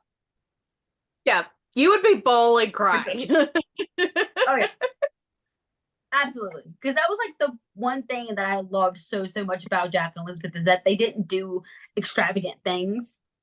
Like they didn't constantly go on dinners. They didn't constantly, you know, run like they didn't. A lot of their conversations were sought out for each other. Like, take a walk with me. Like, it's what happened whenever they got engaged. You know, the whole thing. They had their first kiss. Yeah, I mean, like even like Jack and Elizabeth's "Will you take a walk with me" is Nathan and Elizabeth's "Be safe." Be safe. Exactly. And Shane and Oliver's "I Only Dance with You." Yeah, exactly. Well, I mean, if you think about it, even in the Christmas episode when little Jack was born, that was when Elizabeth heard talking to that little girl, to his little girl, and he's like, "Take a walk with me," you know, whatever. And for her, that was, you know, Jack. Yeah. You know, so that would. Oh my gosh, I cannot wait! I'm just so excited to see how they handle this season. Yeah. I'm so excited, and something goes down at the birthday party because outside the schoolhouse in episode 3, they are totally giddy about I do feel like there was like I kind of feel like it's not going to be an almost kiss. It's not going to be a kiss on the cheek. I feel like it's almost going to mirror what happened at the bridal shower, where they take each other's hands again, and maybe something gets interrupted. Like, I feel like Allie's going to come out and be like, "Dad, like, come on, like, you're missing your own party." It could be too. I feel like Allie's going to notice they're going. I feel like it's just going to be them holding each other's hands, whether it's just one hand or it's both hands. Yeah. Maybe I feel like it's gonna.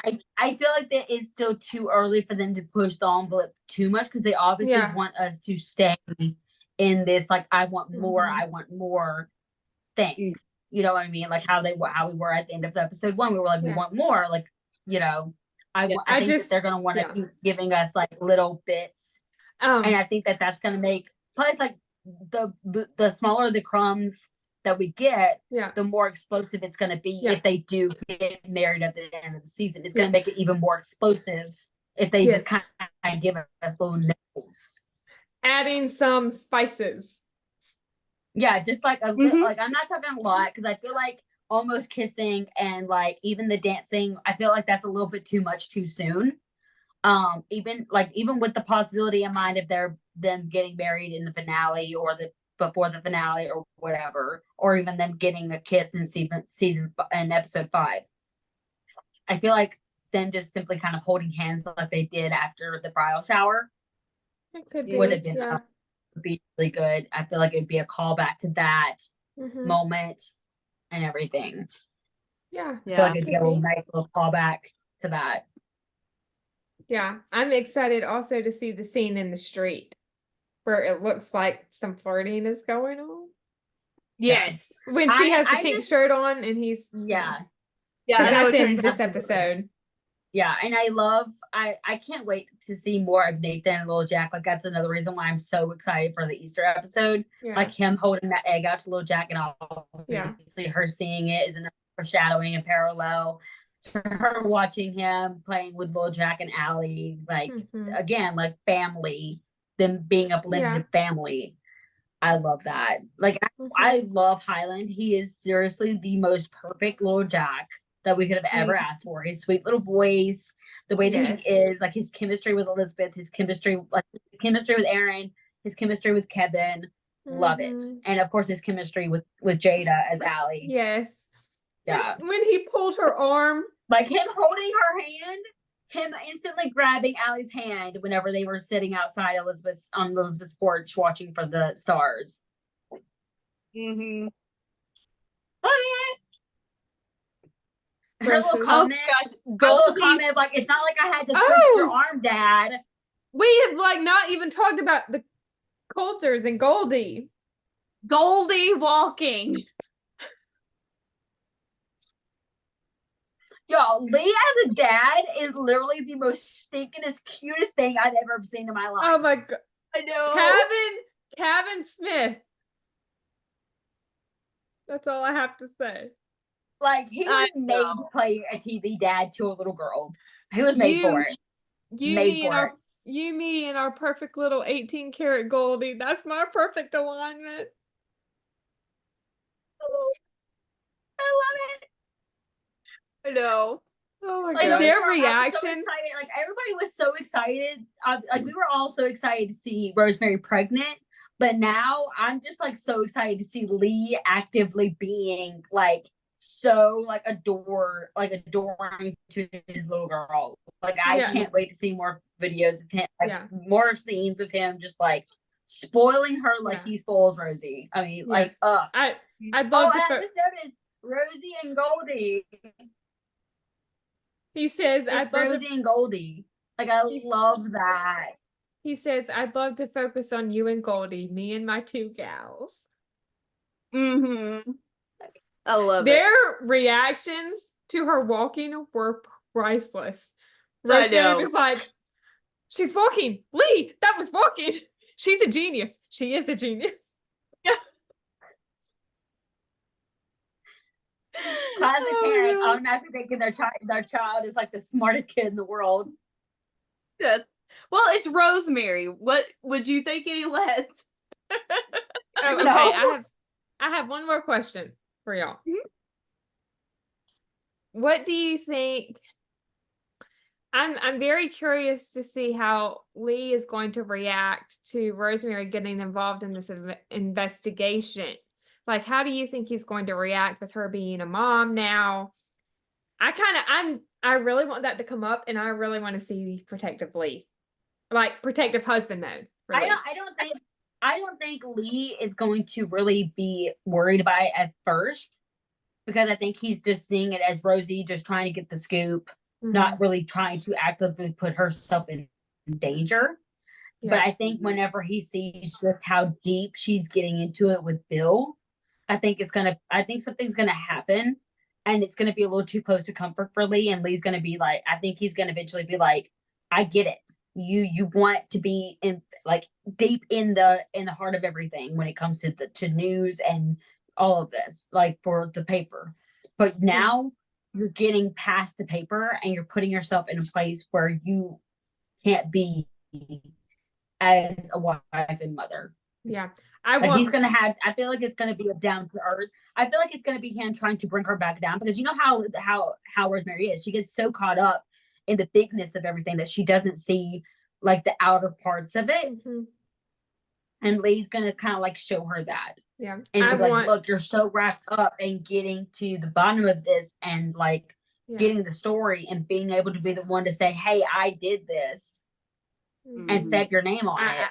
But what you're not understanding is that you stamping your name on this is placing not only yourself in danger, but me in danger and our child in danger. Yeah, I want to see Lee in protective husband mode. I want to see him really sit her down and have like a serious moment with her and have a serious conversation with her about it. Yeah. I don't know how he'll like end up reacting to it, but I don't think, at least at first, I think he's gonna just kind of be like, he is so used to Rosie just being Rosie. I think he's just gonna roll at first. Like, I don't think he's really gonna be fazed by it at all, just because Rosemary off on another Rosemary things. But I agree that it's possible that that he will get more protective as time goes on. Although I think, according to synopsis, he's actually the one that gets wrapped up in a project that they have to kind of, work on trying to find time together. I think so. It's probably going to most likely be the project that he's going to be doing with Lucas. The resort. Because he gave Lucas the land. And I feel like Lucas is going to take him into it. Like, because remember, he asked Henry to work with him. And I feel like he's going to ask Lee to do the same thing. Yeah. Yeah. And there is a Mountie action, or there is a like Mountie action scene. I don't know if it's going to have I don't know if it's going to affect the whole town. But hey, give me all the Mountie action. I'm so I feel like we've been so deprived of I know that for instance we had the the rifleman like twirl that Nathan got to do and everything like Get that. out of That the was car. so great. And I want Yeah. more of that. But it's like I really want another like I love getting to see Nathan throw a punch every now and again because we don't get to see that. Yeah, but I keep going back to how he handled Dad, and I'm like, I want to see that happen again, where we get to see his intelligent side with a little bit more action. Like I would like to see him throw a punch and stuff, obviously. And Andrea, in her interview with Sarah and Julie, when I guess they asked, what her Easter egg for season 11 was, she used the word emergency. I got you. Which is interesting. Mm-hmm. Yeah, well, I mean, if you think about it, it is an emergency. Like, I guess the situation with the little girl and her grandmother is urgent. Oh, maybe it could be considered. It could be considered an emergency. Yeah, that could be. That didn't even cross my mind for some reason. Yeah. It could be something deeper than that. Yeah, I mean, it could be that and something else, or it could just be something else. Yeah. Yeah. Yeah. But there is a Mountie event, a big Mountie climactic thing that happens sometime. Yeah, and she could very well be involved. She could Mountie could get injured. Nathan could get injured. I think something's going to come up. I feel like something is going to happen to make like it's going to be the final straw for Elizabeth to face her fear. Mm-hmm. I want his dang plaque to come back. I think it will, and I think it's like, bring back the plaque. Come on. Yeah. Rosie's just staring at me like, what are you doing? Like, what is wrong with you? Her ears are perked up. She's like, what's wrong with Well, I think we've pretty much covered everything. I think so. It only took us an hour and a half. Bill's like we haven't really touched. Like I loved Mike and May in this episode. I love how sweet and innocent their relationship is being put out. Like him buying her that bike so she can go to the hot springs and get like the mud she needs for her face mask. And like him having to do the head massage on that lady was so funny. Yeah. Like Ben is just so like Ben is one of those actors that doesn't have to show a whole lot of facial expression, doesn't have to show a whole lot of body movement to just show like physical comedy and it'd be funny. Like he has facial expressions, he has like the body movements, but he's not having to do it with such force for it to come across. Yeah. But yeah, so I'm really loving their relationship, and I hope it continues to be like this. Like I don't think that they're gonna. If they aren't the ones that get married, and like they say that they like the whole scenario that a lot of people are saying is like, oh, it's gonna be them, but it's gonna end up being actually Nathan and Elizabeth getting married in the end. I don't want them to break up. I don't think they'll break up. The whole thing. Yeah, I don't think that they'll. Yeah, but like people are a lot saying like, when people say like, oh, if they don't get married, like they tend to. It's usually an epiphany, like, oh, I want to just, if it's like that, I want to just be them realizing, hey, let's take a step, let's take a breath, continue our relationship, just not this kind of relationship. Let it be the typical boyfriend girlfriend. I'll read a couple comments from a post. I think it was on the Team Nathan Facebook group earlier today from Cinda. A couple of the comments I read. One is from Beth Barclay. She says, in the on location video, Amanda says the relationship is like a first love. And she said there was a lot of silliness. That doesn't sound like a wedding. I think the wedding will be Mike and May's, but I think they will back out at the last second. Elizabeth and Nathan will be the ones to get married. That's what you said earlier. Yeah. The only flaw I have with that, I just want Elizabeth and Nathan to have like, I totally get that. Me too. Engagement, like getting to plan the wedding thing. Another one, Julie Stein. I still think Elizabeth and Nathan will be the couple that gets married this season. May and Hickam just don't seem at all ready for married life. I think they are intentionally teasing and hinting a wedding between them, but I think it's a red herring for the actual wedding. And then Sherry Thrasher, I think it's a red herring. Even if the woman is Mike's mom, she could be there for a visit. I think Jack's card that he made for Nathan's birthday is what she's referring to, is significant. It's a significant indicator. Your thoughts about the wedding bring up a possible scenario that even if the dresses could be for May, what if she backs out and Nathan and Elizabeth step up? Either way, I don't think we are seeing them married. I know a lot of people have also, like, Nicole, you've even made the comment that it probably isn't even a wedding at all between that the dresses are for. It could be, for instance, a choir episode. I don't know if isn't Molly in the choir or is she not? I think so. I can't remember if Molly's in the choir. I think she is. I think she's in the choir. Yeah, because it's Florence, her and Florence. And if you look at the video, Florence and Molly are not dressed in the same dresses as Minnie and Faith. I don't know. And Minnie and Faith are like two of the closest people to May right now. So I feel like if it's going to be a wedding, it's going to be if it's not going to be like, I am starting to lean towards it being like a red herring and it's May and Mike, but it's not going to actually end up being them being married. Now, whether or not Nathan and Elizabeth get up there and get married, I don't know. The rest of the comment says there's also kind of the rest of the comment says there's also issue that is common or that is coming later with Allie meeting her dad and Aaron saying that Elizabeth and Nathan decide what's best for Allie, which sounded very parental. Yeah, I don't know. I think personally, maybe wait. And like a lot of people, because I remember whenever we were obviously going through Nathan's adoption to Allie. A lot of people were like, "Oh, what if his dad her dad shows up?" And like a lot of people were saying, like, "What if Elizabeth and Nathan get married to keep Nathan? Keeps Allie from having to go?" I've thought that too. Yeah. Personally, I think Hallmark is just trying to throw us off. I want them to get married because they want to get married.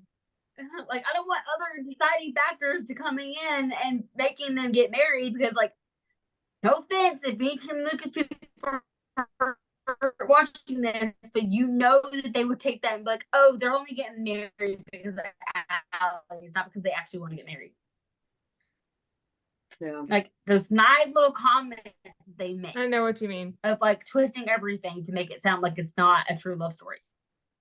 Yeah. I know what you mean. Like I want to be undoubtedly them wanting to get married because they love each other and everything. You know? Like I don't want it to be raw and everything, but like my thing is just like Nathan hasn't. Like Elizabeth is probably going to be like his first real love. And I feel like too many times people look past the guy and look past the man and like, oh, they don't care. They do. Like, like people, like, come on, like men love too. They love weddings, and like there are some men out there that actually do enjoy weddings and actually do want to have weddings where they get to marry and they get to see their bride walk down the aisle in a wedding dress and like make the vows between each other. Like, I honestly I kind of want it to be something where they, like, I know, like, for instance, Elizabeth and Jack always had their, like, elope conversation. And then we saw Elizabeth and Lucas even toy with the idea of eloping. Like, I would love it if Elizabeth and Nathan elope to the log and have little Jack and Elizabeth be their witness. Their wedding is not going to be like hers and Jack's. It's just not. No, I already know it's not going to be like her and Jack. It's not going to be a big to-do thing. I would love it if it was like an elopement where it's like the witness. No, exactly, and that's the reason why May and Mike have like an almost wedding, but they back out and then they use Mike and May's decorations, Mike and May's stuff to get married. Mm-hmm. Yeah. Yeah. You That's know, like that's what I guess I'm that's my root of my problem is like I want it to be like Nathan and Elizabeth. yeah, that's I feel like I said this I think before we started recording, but I feel like Hallmark is intentionally throwing us off. Yeah. Yeah. I Trying to throw us off. yeah, like I just want it to be like Had they not Nathan figured and- out that our group are freaking FBI agents by now? Yeah, and some of us are also postables, which is investigate. Exactly. We know how to investigate. Exactly. We've watched all the Haley Dean and Aurora Tea Garden and Sign Seal Delivered. And we're also like very behind the scenes people. Like we know how they think, we know how the formula works, like we know how things go. Like Yeah. Exactly. Well, I my think thing is I would just love it if they did something so simple like Nathan and Elizabeth go to their log and have like little Jack and Allie. And maybe have Mhm. Bill be the one that actually married them. Yeah. yeah. Like Or Joseph and not Bill saying could that be a Rosemary can't witness. be there, not saying that Lee can't be there, but I would just love it if it was something so small and so simple as that, Mhm. and not be like this big thing where it's like, oh, they're not getting married. Do you want to get married? Like, I don't want it to be like that. Like, I want it, you know what I mean? Unless maybe Like it's maybe Elizabeth's after the wedding. idea. Unless maybe it's I do like the idea of I do like the idea of Mike and May possibly like it being like about them, but they don't end up going through the wedding. But like while everyone's going to probably the saloon to have like go ahead and still have a reception where everybody eats like hey, there's food, like everything's already ready at the reception. Let's not waste it. Like let's all just go anyways and go eat. Like let's all like fellowship, have a good time. And while everyone is at the saloon doing that, maybe Nathan and Elizabeth kind of look at each other and they have like Nathan stops Elizabeth on the way to the reception is like, Elizabeth stops Nathan as they start heading to the reception and she's like, do you want to get married? Yeah. And like they grab Allie and Lil Jack and Bill and they go to the log. Yeah. Because that's where he said, I love you for the first time. Yeah. And that's where they met at the end. That's where they met. Yeah. Like she went there. She had like this like feeling that she needs to go to this specific place. And then he ends up having the same feeling to go to that same very space. Like, I just feel like that would be kind of a waste for them to like use because Mike and May are most likely going to use the church if they do a wedding. Mm-hmm. Yeah. Like, yeah. I also see that being where Nathan and Elizabeth get married. I feel like it's going to be it's not going to. It's not going to be in the church because that's where she and Jack got married. Yeah. Well, I mean, it's not really about that. It's just like I don't see them being church wedding type. Yeah, I don't see. Yeah, and that too. If you look, like Nathan and Elizabeth have a lot of their scenes, like their romantic scenes, outside. Mm-hmm. Yeah. Agreed. Yeah. Yeah. Very true. Like I also their stuff outside. Speaking of romantic scenes outside, part of me also wonders, what if their declaration of feelings is not in the cabin? What if it's at the log? I feel like the log is it's more significant. Like, because if you think about it, Lucas and Elizabeth didn't have that many significant scenes with the bridge like Nathan and Elizabeth have had. They only had 2, I think. Yeah, and so far, Elizabeth and Nathan. Yeah. 2 significant ones. Yeah. And then like Nathan and Elizabeth so far have had 2 scenes with the log. Yeah. Yeah. I do think it's very possible. And I feel like there's definitely going to be more. Yeah, I do think like that, I'm gonna go ahead and lock that in as my prediction. I feel like it's gonna be I'm gonna go ahead and call this in. This is my prediction. Mike and May are gonna be like engaged, they're gonna have a wedding, whatever. Everyone's gonna be at the wedding, and then they realize that they don't want to actually be married. They're in over their head. They got wrapped up in their emotions. They call the wedding off. I don't think it's going to be immediately like Nathan and Elizabeth looking at each other like, let's get married and get up there and use all of the May and Mike stuff and get married. No, there could be a time. And then everybody go to the reception and they cut Mike and May's cake and they do all the stuff that Mike and May should have been doing, but they're using it. I feel like it's going to be them going on their way to the reception, Elizabeth stopping Nathan and being like, hey, you know, grabbing Allie and Little Jack and maybe Bill to do the actual officiating and going to the vlog and getting married. That's what I'm looking at it. And you That's know what? I'm changing episode 5, confession, declaration of feelings at the log, not the cabin. So I'm calling it for episode 5. Yeah. Agreed. Yeah. Absolutely. I think we can all say from episode 1 that we feel like season 11 is in very good hands with Lindsay. Way to go, Lindsay. Absolutely. Yeah. Absolutely. Yeah. I think this is going to be one of the best seasons we've had of this series. Yes. Yeah, the entire series, definitely the top 5. Yeah. Top 3. But top 3. I cannot wait to see this season continue. Yes. And to get to continue to recap it with y'all. So excited to be doing this again. So excited. A year. And I'm supposed to be getting better internet this weekend. So hopefully next weekend my stuff will be a little bit better. Or next time we record. So y'all keep your fingers crossed for that. But y'all, thank y'all so much. I'm still gonna have very crappy internet, so you'll still see technical difficulties on my end. Yeah. But y'all, thank y'all so much. Yes, thank you. Again, joining us and all of our craziness. Again, we say this very often, but if y'all have made it to the end of this, you definitely deserve an award.